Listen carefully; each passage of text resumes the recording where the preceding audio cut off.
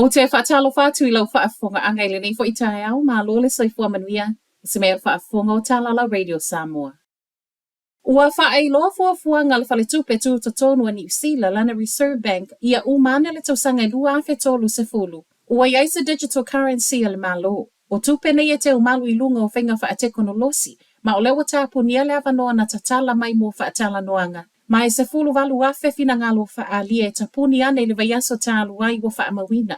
O le nau ta ingo le whale tupe o digital cash nei e taitu tu sa lava matupe pepa o loo wha o ngā ina nei. Ma o lona winga, e mawhai lava ona wha o ngā tusa pe mo tu sia wheso o ta inga tau ini teneti. E le imanino I reporti me le whale tupe po o le mea o loo mana o ia solo I esea. Le whainga o loo wha o ngā ai le taimine le cash system. Pau o lea na ona whai mai e le o whaingo fie ma o le mafua anga lea. O loo vaa iai ia iai seisi whainga e tua iai. Pei tae o se fuafua ngai lo o talia ngō fia e nisi pe ona toe moli mawai report le One News ilo I tau o lo o ui ai atunuu. Lea e iai le the Bahamas o Nigeria, Zimbabwe ma Jamaica a o whaofi mai o lato whainga malo le digital currency. Ua toe tolo le New Zealand Transport Agency le NZTA le whapipi no mea po e ata I loa ai number plates o Taavale e lungo le motorway a le transmission gali. O mea po e ata nei e whaapipi I le ngata I loa I le sawa le o Taavale. A o isi whaamamau ngai taimi e siaki ai a ngā I le lesitala, le olo o lesitala o mai Taavale.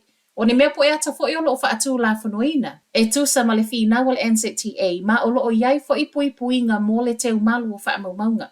Peitai, o le lave o le mata upule nei, o le transmission gali o lo I lalo se whainga whaapaanga o tā ua. O le public-private partnership, lea e pū lea e le malo whaapea se tasi o kone karate I lalo le malienga e luas fulma le 5 tausanga le umi. O se malienga e lave ma e ui le mana o le NZTA, o le wato e tau fi le taimi nei ma e tuu whaatasia talo le tai au. E le o iloa nei po o le ase isi aso e tue ilo ai le whaapipi no mea po e ata I lungo le motorway, luas fulma le 5 kilomita le umi.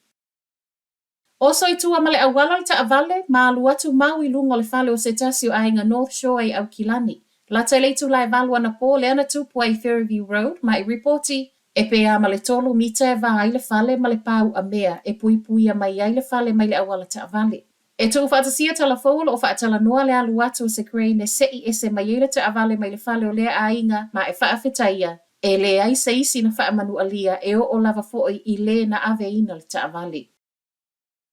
Ua toe saule au ngani ale malo New Zealand yona tangata anu o loo iai Iran ma Lebanona e o ese mai nei loa. A o whaatetele pia vesinga I sa e tū tonu o le toe wala au mai lea le minister o le vai whafua New Zealand Winston Peters Ananafi I lungo le X. O le vaiaso tāluai na whaelo ai lungo le safe travel ale malo. Le tatau na toe malanga iai o se isi Lebanona ona o le tūlanga ma ale ua iai. Ma e o lava fo I se fesoa soani ale malo I ni whainga malanga tongi pau pe la vea I mai e le whaingo fie.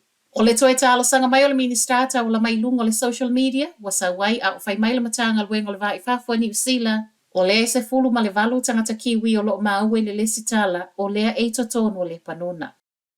Ma tala whaai u, fiu le au ngā oi e sa mala wha malamati o ata o le whale o loa I Mount Roscoe le au kilani ana nafi e le imanuia, ma reportio le ana wha manu alia I le sakula ti. O se tasi o whale o loa I Mount Roscoe le ana sa mala le au ngā oi pe tusa ma le tu o whai le tu o lima. I le te ale o le whai le fiafi ma o le sakula ti le ana aluane e ta ofi. A o whai aila na ngā luenga na wha manu alia I loa ma I reporti e fōlinga mai o le sa mala le ana wha au ngā. O le manu iai o tau mawhainga le au ngā oi na toe sola e se ilo I le Taavale. Mai reporti e le ma mao lava le nofuanga le ana muli toe ma wai le Taavale. Ai reporti e leo e le tu ngā manu ango le skula ti ma e le I wha o ngā fo I le au ngā oi ni la au mā losi. O lo o wha au nei so e e ngā leo I le mea na tupu. O Tala Nalo Radio Samoa, manuia le tai au.